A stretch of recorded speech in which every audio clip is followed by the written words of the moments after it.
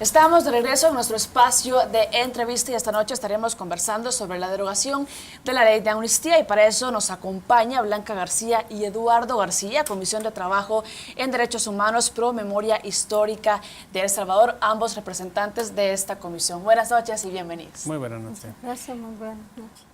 A ver, antes de comenzar esta entrevista quisiera comentarles rápidamente que hace 3 días en un periódico nacional el magistrado Rodolfo González salió al paso de los cuestionamientos que la Sala de lo Constitucional ha recibido por parte de los partidos políticos y del órgano ejecutivo y dijo claramente esto: la sentencia que deroga la ley de amnistía de 1993 busca reivindicar el respeto a las víctimas y sentar un precedente contra la impunidad para que no se repitan las atrocidades del pasado.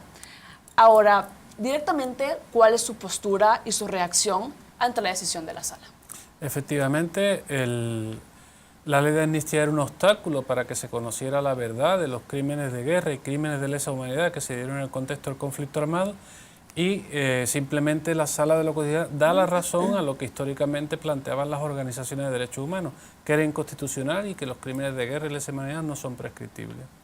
Ok, Blanca, ¿cuáles son algunos casos donde se debe de conocer la verdad? Por ejemplo, hablamos de la masacre del Mozote, Zumpul, los jesuitas. ¿Qué otros casos son necesarios que la gente conozca la verdad? Bueno, desde el punto de vista de las víctimas directas del conflicto armado, pues yo considero que es necesario conocer la verdad de todos los crímenes cometidos contra la población salvadoreña. Todas las madres necesitan saber la respuesta de dónde está su familiar, dónde está su hijo, su esposo. Por lo tanto, considero que a nivel general es necesario conocer toda la verdad de lo que ha sucedido en nuestro país. Ok, muy importante. Eduardo, quiero tocar un aspecto y es que quiero hablar sobre el informe de la Comisión de la Verdad. Pero antes quisiera que ustedes vieran unas declaraciones del exministro de Defensa, Otto Romero, quien explicó algo sobre el informe de la Comisión de la Verdad. Quiero que lo escuchen y luego conoceremos su postura. Adelante, por favor. Entonces el informe, para ser contundente y no ampliarme mucho en su entrevista, lo que tiene es una gran cantidad de aspectos que llegó la gente a contarles, gente en su gran mayoría contrarios al gobierno, de cosas que decían, que hubo una masacre allá en el Mozote, que hubo una guinda de mayo, que hubo un... Pero dicen que, en realidad, algo de cierto puede haber en cada uno de los hechos que se señalan. Pero el informe lo malo que hizo fue que no los puso una descripción verídica ni completa, sino que se dedicó a poner algunas cosas y las redactó de una manera no tan real, con lo cual perdió la credibilidad del otro sector, que era el sector del gobierno. Ahí en el informe aparecen cosas que no pasaron. Ok, a ver, Eduardo, ¿qué opinión le merecen las declaraciones del exministro de Defensa? Bueno, la ignorancia es osada, ¿verdad? Él debe saber que en el contexto de los acuerdos de paz, la Comisión de Verdad, emanada de Naciones Unidas además, con personal imparcial y altamente cualificado, nombrado por Naciones Unidas, vino a preguntarle a la población si te pusieron denuncia, se tomaron pruebas y muchas de ellas son las que han llegado a la Corte Interamericana, ¿no? Ahí está la verdad. Si él quería que se conociera la verdad de la Fuerza Armada, nosotros le hemos insistido constantemente en que den su versión, en que abran los informes, en que den los expedientes, ¿verdad?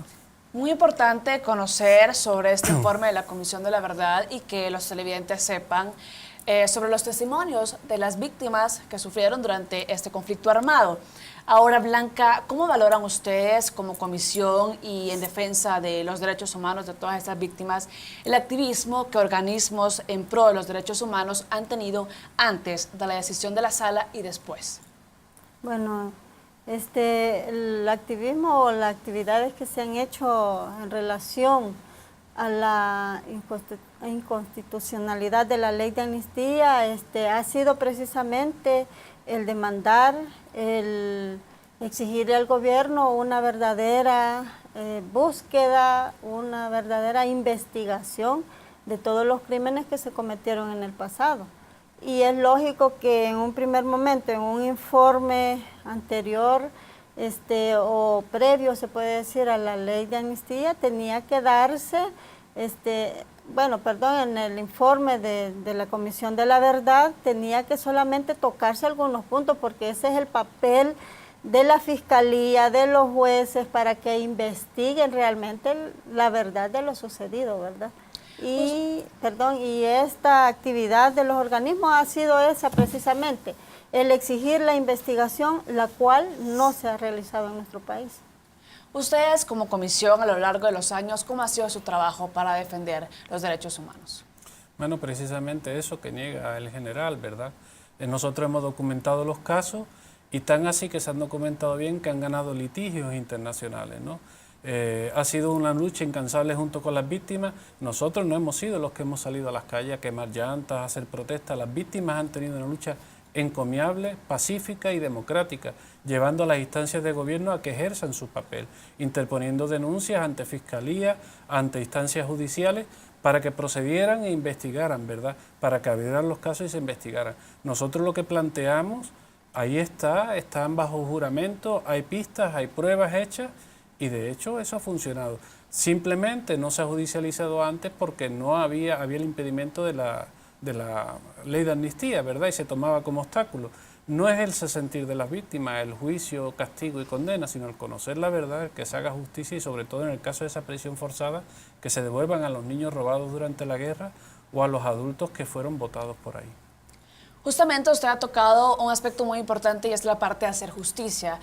¿Usted, Eduardo, considera que se debe hacer justicia transicional, tomar medidas de reparación a las víctimas y además que se pague con condenas penales?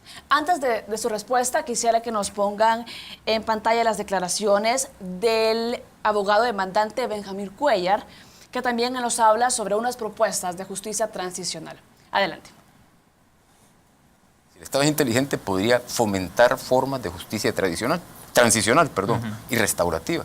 Entonces podría crear espacios donde las víctimas sean escuchadas, como lo hemos venido haciendo, como lo empezó a hacer el IDUCA en 2009, con el Tribunal Internacional de Justicia Restaurativa, y que también vayan los victimarios. Porque los victimarios van a decir, bueno, ya empezaron a juzgar a los de la Comisión de la Verdad, ya me va a tocar a mí, ¿verdad? Me están ofreciendo este espacio. Voy a ir a decirle a la señora esa que le desaparecieron al hijo, ¿dónde lo llevamos? Yo participé en eso. Voy a ir a decirle, y que lo hagan en las localidades, esos espacios de resarcimiento, ¿verdad? De ser escuchados. Y que le diga, mire señora, yo participé en eso, ¿verdad? Me arrepiento, ¿verdad? La voy a llevar donde están los restos de su hijo, ¿verdad? Y le pido que me perdone. A ver, Blanca, ¿qué opinión le merece las declaraciones del abogado demandante Benjamín Cuellar? Sí, me parecen bastante acertadas, en el sentido de que aquí en El Salvador es eso lo que se debe hacer, llevar a cabo una aplicación de la justicia transicional y el consultar a las víctimas cómo se les debe de resarcir el daño hecho es una muy buena opción, porque independientemente lo que se haga con las madres sobrevivientes de torturas, con las madres que perdieron a sus hijos injustamente, pues ellas son la voz directa del sentimiento, del dolor que han vivido por tantos años, y ellas pueden ser las que pueden decir exactamente cómo se les debe resarcir ese daño, ¿verdad? Ok, Blanca, en el país ya existen espacios como la Comisión de Probúsqueda a nivel gubernamental, sin embargo no nos han dado mayores resultados. ¿Lo que esperarían las víctimas? ¿Qué piensan? Bueno, la Comisión Nacional de Búsqueda de Niñez Desaparecidas sí ha dado buenos resultados, ¿verdad? Y precisamente por eso es que Promemoria también ha propuesto al presidente de la República que instale una Comisión Nacional de Búsqueda de Adultos. Esa es otra medida transicional, ¿verdad?, de la justicia que están proponiendo las víctimas, ¿no? En el fondo lo que se requiere es conocer la verdad, que se haga justicia y que se dé ese tipo de resarcimiento, ¿no? En otras declaraciones, Benjamín Cuellar también decía como otra opción de medida transicional sería que los victimarios cuenten acerca de las víctimas, cómo fue lo que pasó en el conflicto armado, y a cambio de eso se les pueda reducir sus años de cárcel. ¿Qué piensa? Mire, hay un sector muy amplio de la población que se considera ofendida por crímenes de guerra y crímenes de lesa humanidad, que quiere que se haga justicia, pero no con condenas penales, ¿verdad? Y hay un grupo reducido de víctimas que sí quieren las condenas penales. Bueno, así como se acordó en los acuerdos de paz, algún caso ejemplarizante se debe dar, pero mayoritariamente lo que se está pidiendo es precisamente esos tipos innovadores de medidas de resarcimiento, ¿verdad? La creación de un monumento o el declarar el que se tiene, que se hizo con esfuerzo precisamente de las víctimas como monumento nacional, decretar un día feriado. Esas son las cosas que la Comisión de la Verdad, son las recomendaciones que se retomaron, ¿verdad? No solo el aspecto económico, la atención psicosocial, los traumas que tienen por la desaparición forzada de las víctimas. Ok, Eduardo, con estas declaraciones vamos a hacer una pausa. Al volver continuamos hablando sobre la resistencia que han tenido las víctimas a nivel gubernamental. Hacemos una pausa y continuamos con más. No nos cambien.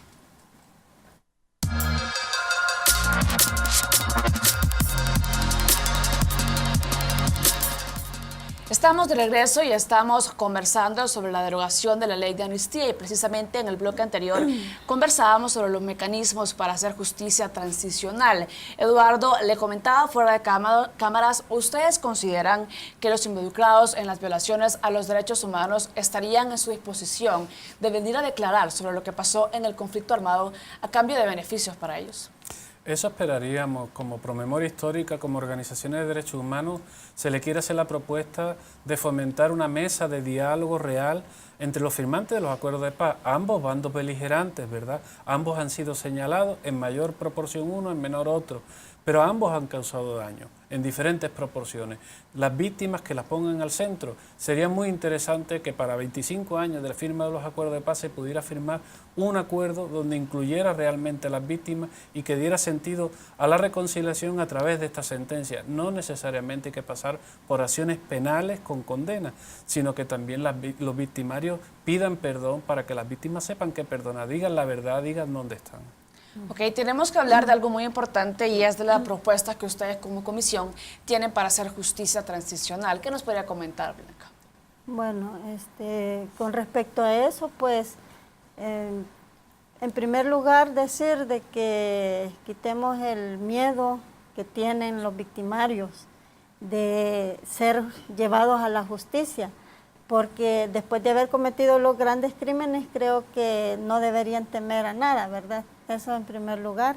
Segundo, creo que de todas las víctimas, de todas las madres que han perdido a sus seres queridos, ninguna está pensando en cárcel para los victimarios. Al contrario, se está pensando en que ellos tengan el valor de pedir perdón directamente a las madres que han cometido una serie de crímenes atroces contra ellos, y muchas de ellas son sobrevivientes.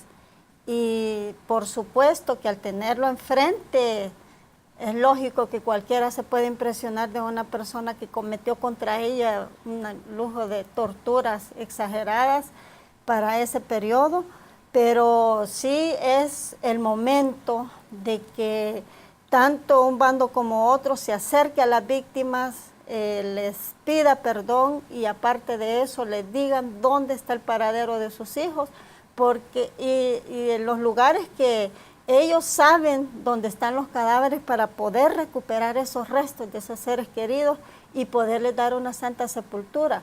Eso sería una medida muy gratificante que aliviaría muchas penas de estas víctimas. Y aparte de eso, pues porque no solamente una reparación económica es suficiente para estas madres que ahora están en situación terriblemente de enfermedades y de situaciones económicas graves, pues para ellas esa es necesaria una reparación completa, y más que todo pues que se creen tanto, bueno, monumentos a favor de estos seres queridos que fueron personas, víctimas sencillas, honestas, sin ningún delito que haber cometido, más que del ser sospechoso, y es por esa causa haber sido capturada y asesinada. Ok, Blanca. Eduardo, ¿qué más podrías abonar tú a esta propuesta? Sí, yo creo que tenemos que cambiarle el estereotipo a la víctima, ¿no? No han tardado en salir voces disidentes que dicen que las víctimas lo que buscan es abrir vías a heridas, que las víctimas nos van a llevar a otro conflicto. Las víctimas son sencillas y humildes que han recibido la agresión. Son los victimarios los que asustan con el petate del muerto, son los victimarios los que quieren evadir la justicia y son los victimarios que no quieren reconocer el daño hecho. Y precisamente eso es lo que le están pidiendo a las víctimas. No están pidiendo otra cosa tan descabellada. Le está pidiendo que a los dos que firmaron los acuerdos de paz, ¿verdad?, que hicieron que hubieran planes del Estado para que se le dieran indemnizaciones, se representara a la sociedad. Ahí nadie protestó porque se invirtiera desde el Estado en esa parte de la paz. Pero ahora que parece ser que la sentencia puede dar el beneficio económico a algunas víctimas, según la gravedad del delito que se le ha cometido en contra de ellas, entonces salen voces incluso diciendo de dónde vamos a pagar eso, ¿no? Las víctimas no están mendigando dinero, no es un tema económico, es un tema moral, de derecho y de resarcimiento lo que están pidiendo, ¿verdad? No creemos estereotipos falsos, escuchémoslas a ellas. Son muchos los personeros del Estado, de ambos bandos beligerantes, que han salido a dar declaraciones y es poco las voces de las víctimas y son pocas las voces que hemos ido a escuchar, ¿verdad? Podríamos decir, Eduardo, entonces, que más allá de un resarcimiento económico o una sanción penal, lo que las víctimas piden es el perdón de los que participaron en las violaciones del conflicto armado. Que pidan perdón y que se conozca la verdad, que se conozca quiénes fueron, por qué lo hicieron y que así como las víctimas han plantado cara todos estos años preguntando y exigiendo ese derecho a la verdad que está consagrado en la Constitución, así que se les responda, lo hicimos por esto, estas son las razones, aquí están los cuerpos y ahí empiecen a reconciliarse, ¿verdad?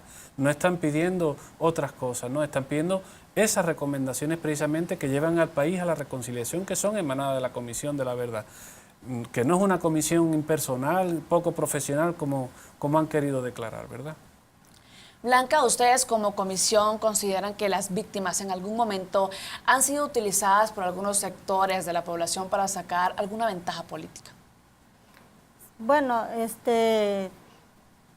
considero que en muchas ocasiones se toma el estereotipo de las víctimas que como una ventaja, como para decir en El Salvador existen las víctimas, pero al final no se hace concretamente nada por ellas y solamente se les menciona en las ocasiones que es conveniente para X situaciones, como para decir en el país todavía no hay justicia, pero la verdad es una doble cara, pues, el no tener la voluntad de aterrizar y realmente llevar a los casos a la justicia, decirle a las madres la verdad, dónde están sus familiares y bueno, considero que en ese sentido sí son utilizadas porque no se hace nada por ellas, no se tiene el interés verdadero, ¿verdad?, por llevar y sancionar los casos. A ver, Eduardo, ustedes como defensores de los derechos humanos, ¿cómo evalúan ustedes que dirigentes del FMLN han dicho que la decisión de la sala pueda dar paso a un conflicto armado? Para nosotros una postura un poco triste, ¿no? Sabiendo que desde el principio estuvieron apostándole para que no hubiera una ley de amnistía de esa magnitud, ¿verdad?, sino la ley de reconciliación nacional. De hecho, ellos han acompañado durante años, muchos años, a los sectores de derechos humanos buscando que se hiciera justicia. Y ellos, como firmantes de los acuerdos de paz junto con la Fuerza Armada, estuvieron de acuerdo en el capítulo 1, en el apartado 5, donde se habla de la superación de la impunidad y de la judicialización de casos empresariales fuera del bando que fuera. Nosotros bien, no somos FMLNistas, se nos ha acusado de eso. Aquí con las víctimas se juega, dependiendo si está a favor o en contra de uno, así se nos tilda. Somos defensoras de derechos humanos, defendemos el derecho a la verdad, el derecho a la justicia y al resarcimiento de las víctimas. Y esa es nuestra posición, venga de donde venga. Como decía el padre John Cortina, la verdad es la verdad, venga de donde venga, y esa es la que buscamos.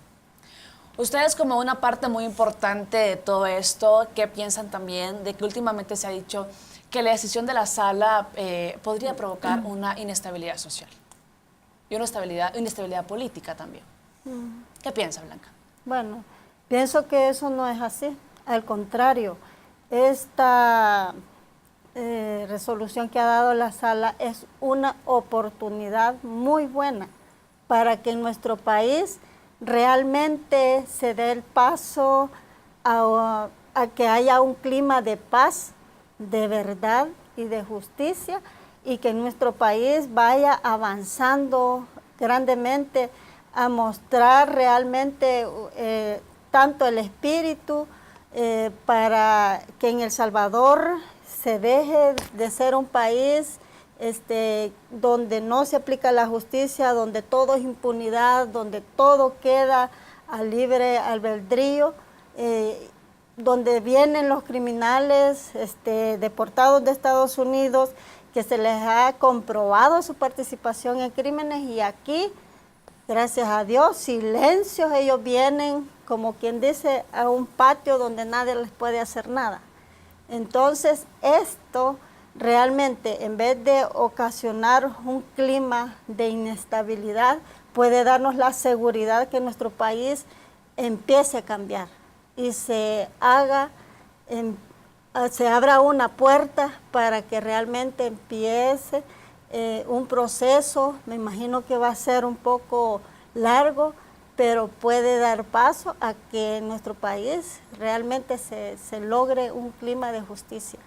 Blanca, muy importante, también quiero tocar otro aspecto, y es que parte de la sentencia de la sala le da las facultades a la Fiscalía para que pueda abrir casos sobre las víctimas del conflicto armado. Pero ahora, más allá de eso, de que se puedan judicializar y procesar algunos juicios, ¿qué piensa usted? ¿Cuáles serían los mecanismos idóneos para poner como parte principal a las víctimas del conflicto armado? Precisamente es establecer una mesa tripartita de los involucrados en el conflicto armado que piensen poniendo al centro a las víctimas, ¿no? Que le pregunten cuál es el tipo de resarcimiento que tiene.